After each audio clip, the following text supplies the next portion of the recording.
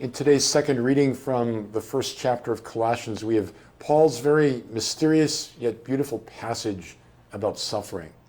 And he says, I fill up in my own sufferings what is lacking in the sufferings of Christ for the sake of his body, the church. At first glance, that statement may seem heretical. What could be lacking in the sufferings of Christ? Are not the sufferings of Christ radically sufficient for the sake of the salvation of the world? We would certainly say yes. What Paul seems to be implying in this statement, however, is that in his mercy, the Lord allows us to share in his sufferings so that we can add our suffering to his for the sake of the church and for the sake of the redemption of the human race.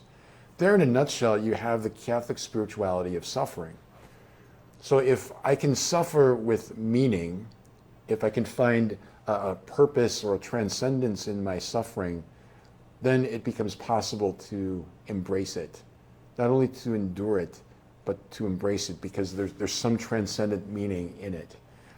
I think for many people, their faith is extremely challenged when they come up against suffering, because we question, what did I do to deserve this? Suffering feels like punishment. Or we can say, why is God allowing this to happen in my life if he's all good and all loving? God's answer to our problem of suffering is not some philosophical treatise. It's Jesus on the cross. And so in Jesus, in embracing the suffering of the cross, in that radical deed of self-surrender, he has embraced across all time and space every human suffering and lifted it up to the Father in this complete oblation of self. In that action, then, we see our suffering take on a whole transcendent meaning and purpose.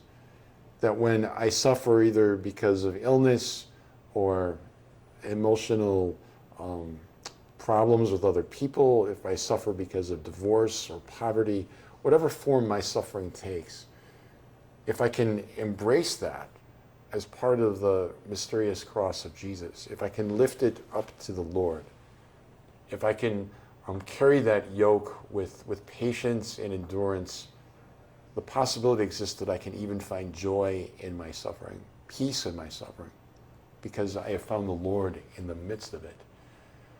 It's why for us as Catholics, we don't simply have the cross, we have the crucifix. One may say, why do we have Jesus' body on the cross? He's not there anymore. He's been raised from the dead.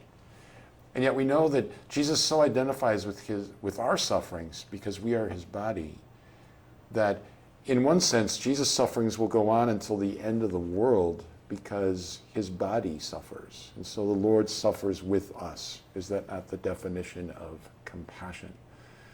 So today, as we ponder that mysterious, beautiful passage from Colossians, we ask the Lord for the grace to see our suffering in light of the cross and to dare to hope that we can find transcendence, meaning, and even add to the redemption of the world by carrying our crosses well.